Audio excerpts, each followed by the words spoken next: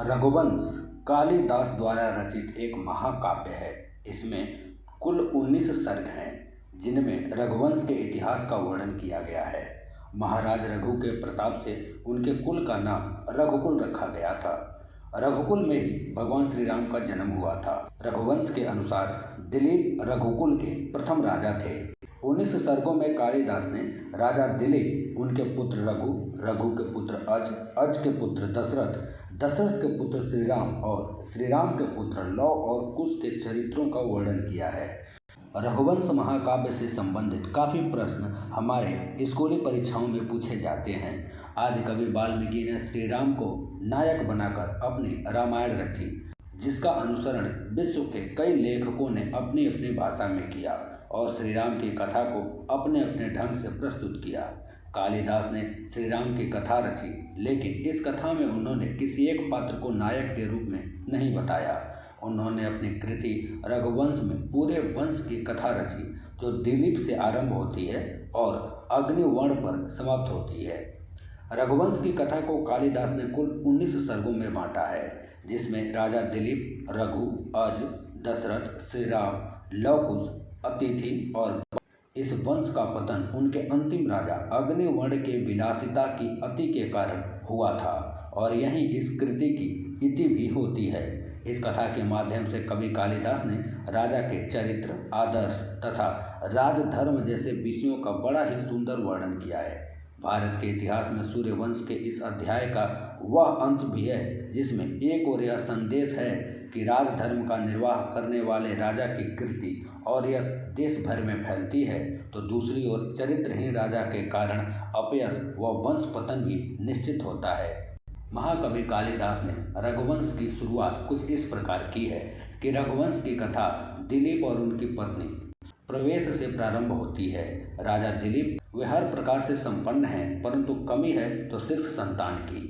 संतान प्राप्ति का आशीर्वाद पाने के लिए दिलीप को गो माता नंदिनी की सेवा करने के लिए कहा जाता है। रोज की तरह नंदिनी जंगल में विचर रही है और दिलीप भी उसकी रखवाली के लिए साथ साथ चलते हैं। इतने में एक शेर नंदिनी को अपना भोजन बनाना चाहता है। दिलीप अपने आप को अर्पित कर शेर से प्रार्थना करते हैं कि उन्हें वह अपना आहार बना ले। सिंह प्रार्थना स्वीकार कर लेता है। एक छलांग में ही सिंह ओझल हो जाता है। तब नंदिनी बताती हैं कि उसी ने दिलीप की परीक्षा लेने के लिए यह माया जाल रचा था। नंदिनी दिलीप की सेवा से प्रसन्न होकर पुत्र प्राप्ति का आशीर्वाद देती है। राजा दिलीप और सुदक्षिणा नंदिनी का दूध ग्रहण करते हैं और उन्हें पुत्र रत्न की प्राप्ति होती है। इस गुणवान पुत्र का नाम रघु रखा जाता है, जिसके पराक्रम के कारण ही इस वंश को रघुवंश के नाम से जाना जाता है। रघु के पराक्रम का वर्णन कालिदास ने विस्तार पूर्वक अपने ग्रंथ रघुवंश में किया है। अश्वमेध यज्ञ के घोड़े को चुराने पर उन्होंने इंद्र से युद्ध किया और उसे छुड़ाकर लाए थे। उन्होंने विश्वजीत यज्ञ संपन्न करके अपना सारा धन दान कर दिया था। जब उनके पास कुछ भी धन नहीं रहा तो एक दिन ऋषिपुत्र कौत्स ने आकर उनसे 14 करोड़ स्वर्ण मुद्राएं मांगी। रघु ने इस ब्राह्मण को संतुष्ट करने के लिए कुबेर पर चढ़ाई करने का मन बना लिया। यह सूचना पाकर कुबेर घबरा गए और खुद ही उनका खजाना भर दिया।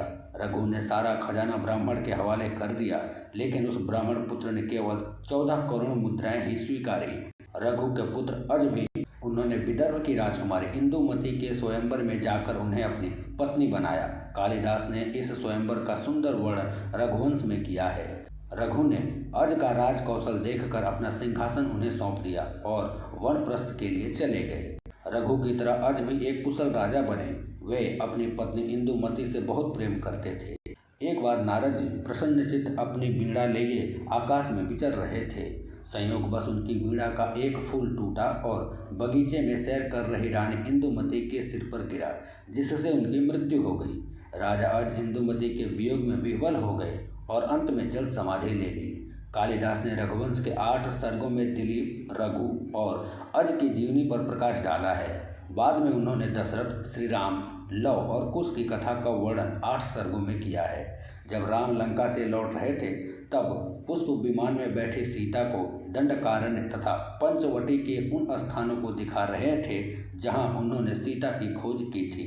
इसका बड़ा ही सुंदर एवं मार्मिक दृष्टांत कालिदास ने रघुवंश के 13वें सर्ग में किया है। इस सर्ग से पता चलता है कि कालिदास की भौगोलिक जानकारी कितनी गहन थी। अयोध्या की पूर्व ख्याति और वर्तमान